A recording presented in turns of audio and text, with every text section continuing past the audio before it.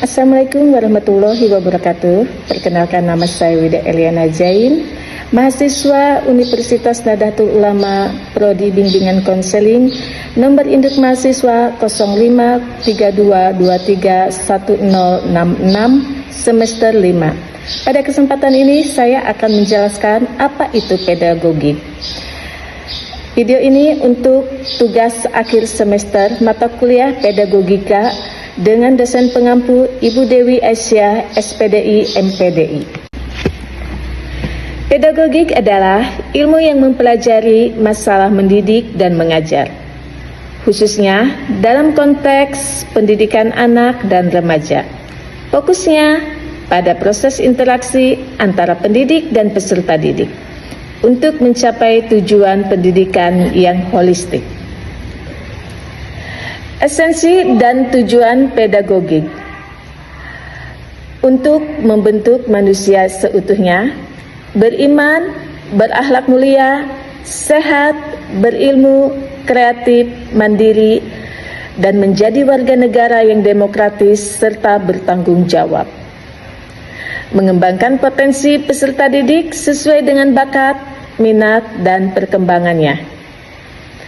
Mempersiapkan peserta didik untuk kehidupan masyarakat yang terus berubah.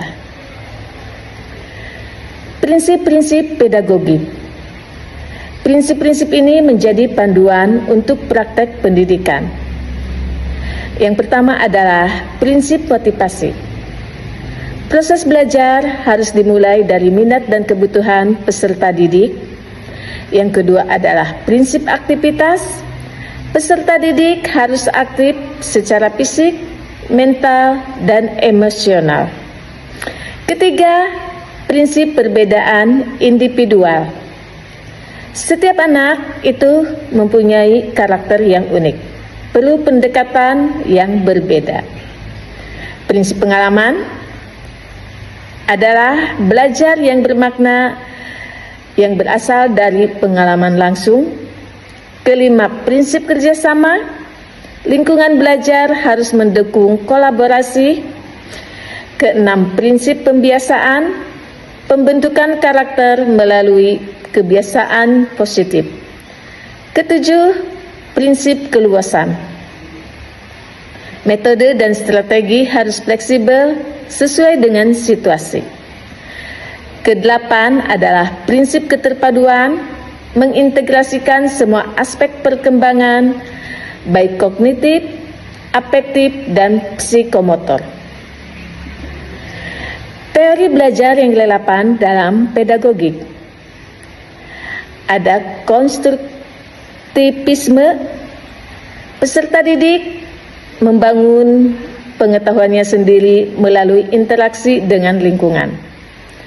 Yang kedua ada behaviorisme. Belajar adalah perubahan perilaku melalui penguatan dan hukuman. Ada humanisme. Pendidikan harus memanusiakan manusia, memenuhi kebutuhan aktualisasi diri. Dan terakhir ada teori kognitif, yaitu belajar sebagai proses aktif menemukan konsep. Komponen-komponen pedagogik dalam pembelajaran. Yang pertama ada kurikulum, rencana dan pengaturan mengenai tujuan, isi, bahan pelajaran, serta cara yang digunakan sebagai pedoman penyelenggaraan kegiatan pembelajaran.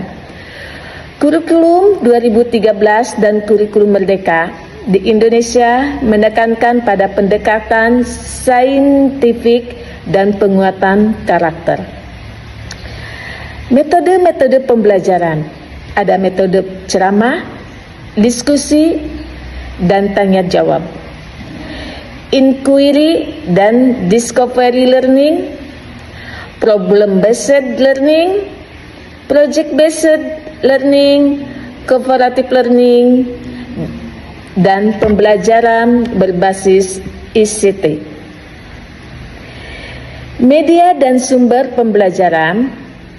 Ada media visual, audio, dan audiovisual.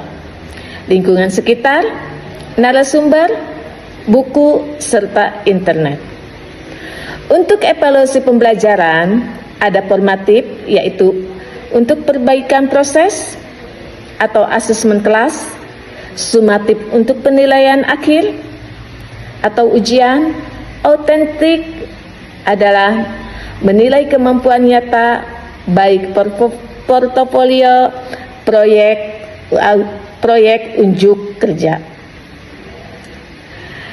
Peran guru dalam perspektif pedagogik sebagai fasilitator, memfasilitasi proses belajar, motivator, memberi dorongan dan inspirasi, demokratis, menghargai perbedaan pendapat, inovator, kreatif dalam metode dan media, role model sebagai contoh dalam sikap dan perilaku, pendidik dan pengajar, tidak hanya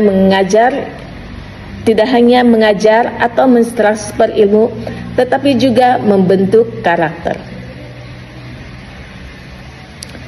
Pendidikan karakter dan pedagogi kritis. Pendidikan karakter terintegrasi dalam semua mata pelajaran, yaitu 5 karakter utama: religius, nasionalisme, mandiri, gotong royong, serta integritas. Pedagogi kritis yaitu pendidikan sebagai proses pembebasan guru dan murid bersama-sama mengkritisi realitas sosial untuk transformasi.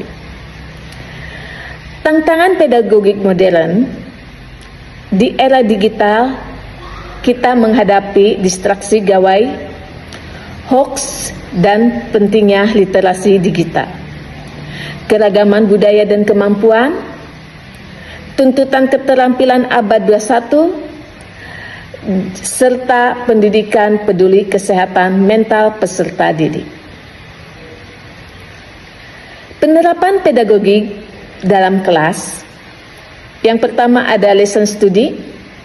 Guru berkolaborasi, merancang, mengamati, dan merefleksi pembelajaran.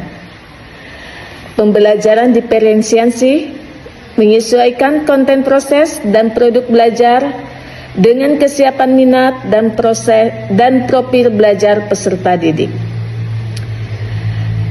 Kelas flip, yaitu materi dipelajari di rumah, diskusi dan praktek di kelas.